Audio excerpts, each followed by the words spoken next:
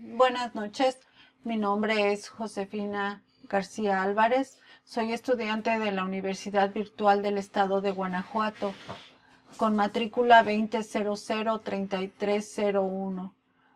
Esta noche presento el reto número 2, Jurisprudencia, del módulo Juicio de Amparo 1, Unidad 2,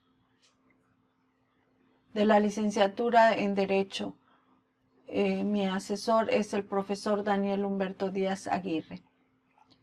En este caso, en este reto tenemos que plantear 5 cuestiones que nos hacen respecto a la jurisprudencia. Respecto al caso número 1, dice, señala qué método de integración, reiteración, contradicción de criterio o precedentes obligatorios se utilizó para la creación de dicha jurisprudencia. La facultad de atracción, la Suprema Corte de Justicia de la Nación puede ejercer a efecto de integrar jurisprudencia sobre el problema que implica el análisis de diversos preceptos constitucionales y legales. En el Semanario Judicial de la Federación y Gaceta con el número de registro 161080, la facultad de atracción, la Suprema Corte de Justicia de la Nación puede ejercerla a efecto de integrar jurisprudencia sobre un problema que implica el análisis de diversos preceptos constitucionales y legales.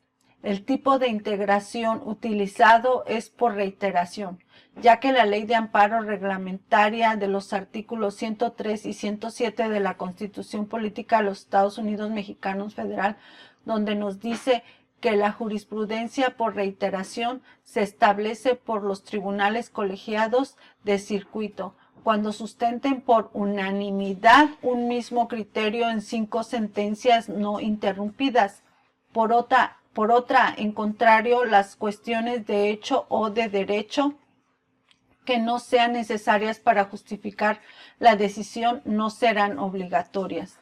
En este caso nos señala 5 sentencias. Estas 5 sentencias fueron presentadas por facultad de atracción. La primera fue presidida por el presidente de la Suprema Corte de Justicia de la Nación con unanimidad de 4 votos el 11 de julio del 2007. La segunda es presidida por magistrados integrantes del Tribunal Colegiado de Circuito del Centro Auxiliar de la Séptima Región, unanimidad 4 votos el 29 de septiembre del 2010. La tercera fue presidida por magistrados integrantes del Segundo Tribunal Colegiado del 22º Circuito el 27 de octubre del 2010, unanimidad de 4 votos. La cuarta fue presidida por el magistrado integrante del Segundo Tribunal Colegiado en materia civil del Cuarto Circuito, unanimidad de 4 votos, el 19 de enero del 2011. Y la última fue presidida por el 11º Tribunal Colegiado en materia administrativa del Primer Circuito, con apoyo del Segundo Tribunal Colegiado de Circuito del Centro Auxiliar de Primera Región, el 9 de marzo del 2011, unanimidad 5 votos. Planteamiento número 2. Respecto al caso número 2, identifica cuáles son los razonamientos para que la jurisprudencia primera diagonal J 9320 diagonal 93 diagonal 2013 de la 10ª época fuera sustituida por la jurisprudencia primera diagonal J 78 diagonal 18 de la 10ª época, emitida por la primera sala de la Suprema Corte de Justicia de la Nación. Aquí el segundo caso. Sistema de justicia penal acusatorio oral contra el auto que ordena la citación del investigado a la audiencia inicial es improcedente. El juicio de amparo indirecto, interrupción de la jurisprudencia, primera diagonal J 93 diagonal 2013 de la 10ª época, La primera sala de la Suprema Corte de Justicia de la Nación, al resolver la contradicción de tesis 97/2013, correspondiente al segundo caso de la Gaceta del Semanario Judicial de la Federación, con número de registro 2018-828, donde nos dice que el sistema de judicial penal acusatorio oral contra el auto que ordena la citación del investigado a la audiencia inicial es improcedente. El juicio de amparo indirecto, interrupción de la jurisprudencia primera, diagonal J93, diagonal 2013, décima época, la primera sala de la Suprema Corte de Justicia de la Nación, al resolver la contradicción de tesis de la cual derivó la jurisprudencia primera, diagonal J93-2013 de la décima época, la ley de amparo reglamentaria de los artículos 103 y 107 de la Constitución Política, los Estados Unidos Mexicanos Federales, en el artículo 228 de la ley de amparo, nos dice: los tribunales no estarán obligados a seguir sus propias jurisprudencias.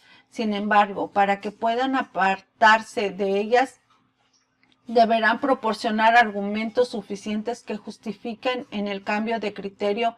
En ese caso se interrumpirá la jurisprudencia y dejará de tener carácter obligatorio. Los tribunales de que se trata estarán vinculados por las propias jurisprudencias en los términos antes descritos, incluso cuando estos se hayan emitido con una integración distinta. En el artículo 229 de la Ley de Amparo, interrumpida la jurisprudencia para integrar la nueva, se observarán las mismas reglas establecidas para su formación. Por decreto DOF 070-62021 se derogó el entonces capítulo 5, jurisprudencia por sustitución. Se suprime su referencia en virtud de que mediante el mismo decreto DOF 070-621 se recorrió el entonces capítulo 4 para convertirse en el actual capítulo 5, interrupción de la jurisprudencia. Respecto al planteamiento número 3, a los casos 1, 2 y 3 indica en qué época del Seminario Judicial de la Federación fueron publicados las jurisprudencias. El primer caso, facultad de atracción de la Suprema Corte de Justicia de la Nación, puede ejercerla a efecto de integrar jurisprudencia sobre un problema que implica el análisis de diversos preceptos constitucionales y legales. Fueron publicados en el Semanario Judicial de la Federación y su Gaceta en la novena época en el tomo 34 en septiembre del 2011 y este se encuentra en la página 489. Segundo caso, el sistema de justicia penal acusatorio oral contra el auto que ordena la citación del investigado a la audiencia inicial es improcedente. El juicio de amparo indirecto interrumpido de la jurisprudencia. Este fue publicado en la Gaceta del Seminario Judicial de la Federación en la décima época en el libro 61, diciembre del 2018, tomo 1 y se encuentra en la página 239. En el tercer caso, jurisprudencia, su aplicación no viola la garantía de irretroactividad de la ley. Fue publicado en el Semanario Judicial de la Federación y su Gaceta en la novena época, tomo 12, diciembre del 2000 y se encuentra en la página 16.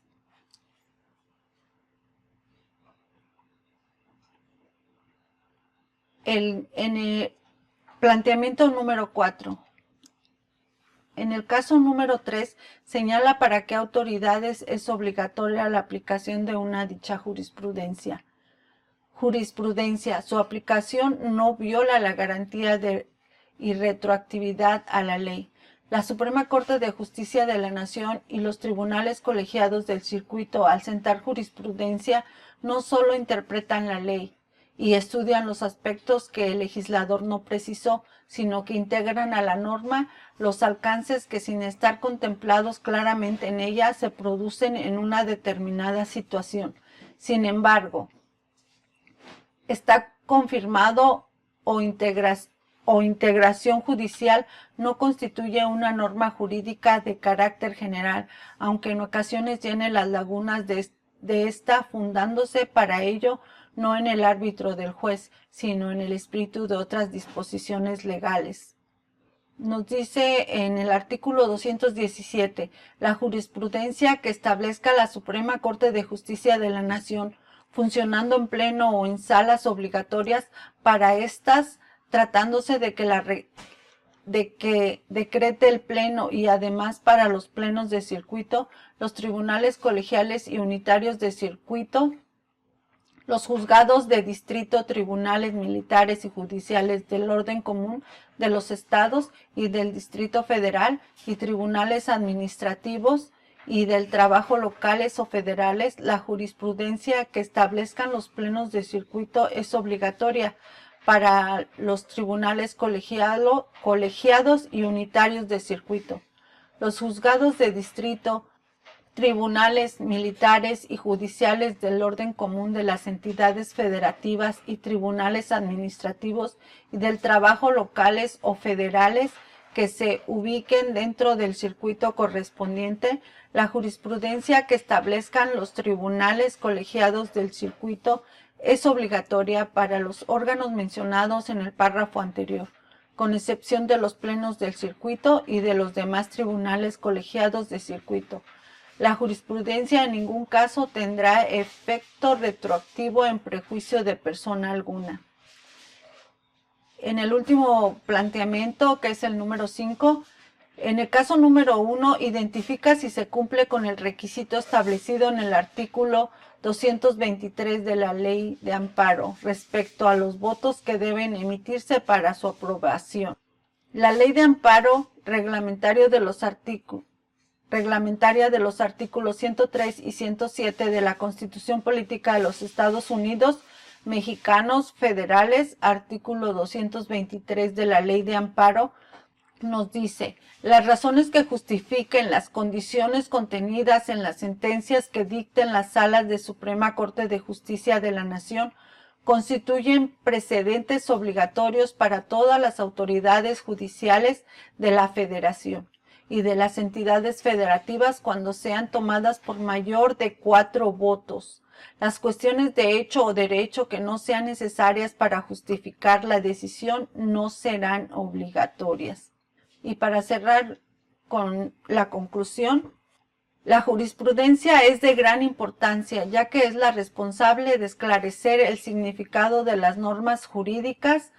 La jurisprudencia también es importante ya que realiza nuevas políticas jurídicas, políticas jurisdiccionales, ya que es clave para los ejercicios jurídicos y que ésta nos permite la formación de normas jurídicas que son de gran necesidad para los jueces. Estas nos permiten conocer diferentes relaciones que deben tener los jueces para analizar durante su criterio de información jurídico al momento de presentar cualquier caso al órgano jurisdiccional. Bueno, buenas noches, hasta aquí mi presentación. Gracias.